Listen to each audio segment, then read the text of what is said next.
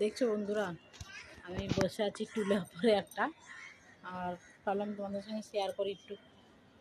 বসে আছি, দেখো বোম্বে নাজারা কেমন লাগছে সবাই কমেন্টে জানিয়ে অবশ্যই, ঠিক আছে। বাড়িতে থাকলে এতক্ষণ চা পানি খেয়ে বিছানায় সবাই লেপ মুড়ি দেওয়ার জন্য পাগল আর কি। কতক্ষণ আর লেপের তলা ঢুকে বসে বসে টিভিটা চালাবো কিংবা মোবাইলটা দেখবো।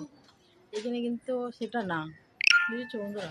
এখানে দেখো এখনও সন্ধেই হয়নি, আর 10-15 মিনিট পরে সন্ধেটা হবে, অন্ধকার হবে আর কি, বুঝেছো।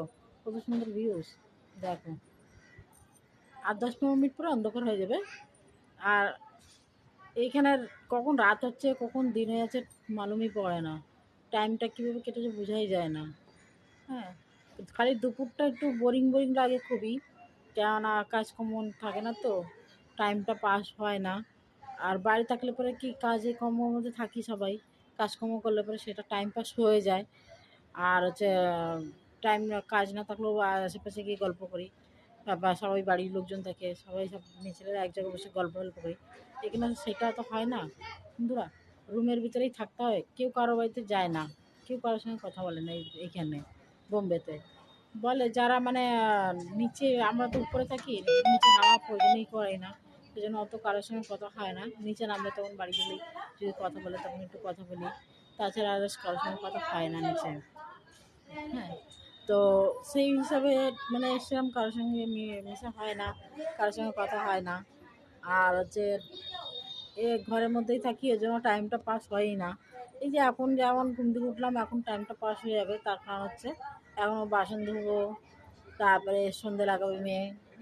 আমাদের এখনও ওষুধ বাড়ি চলছে, 1 মাস হয়নি, আমি ঠাকুর ধরছি না, আমার মেয়েই পুজো আসা করছে, সব করছে। তো সেই জন্য আমার বড়ো মেয়ে সব কিছু করে, ওরা কোনো অসুবিধা হয় না, সেই জন্য করে। তো এখন আমি সন্ধে লাগাতে পারবো না, ও করবে এখন সন্ধ্যেবাতি। আমি এখন বাসন ধোবো, ওরা নুডলস নিয়ে এসছে, ওটা খাচ্ছে, ওদের খাওয়া হলে তারপরে বাসন টাসন ধুয়ে তার মধ্যেই চলে আসবো ওর বাবা, এসার পরে তারপরে করবো চাটা খাবো। তারপরে 10টার সময় রান্না বসাই, 10টা 10:30টার সময় রান্না বসাই, গরম গরম বানাই, গরম গরম খেয়ে নিই। তো আমার মতন আর এরকম সময়টা কাটে সেটা অবশ্যই কমেন্টে জানিয়ে যাও, ঠিক আছে বন্ধুরা। আমার তো এইভাবেই মানে টাইমটা কাটে, সত্যি কথা বলে। তো তোমাদেরকে এইভাবে কি টাইমটা কাটে কমেন্টে জানিয়ে যাও। বাইরের দেশে থাকা যে কত কষ্টকর, যে থাকি সে বোঝে, আদার্স কেউ বুঝবে না বন্ধুরা। আমরা রয়েছি বাইরের দেশে, আমরা জানি বাইরের বাড়ি থাকা কি মজা, আর বাইরের দেশে থাকা কি মজা। সেই জন্য বলি যে আমার মতন কারা কারা বাইরের দেশে থাকো, কমেন্টটা অবশ্যই জানিও, ঠিক আছে।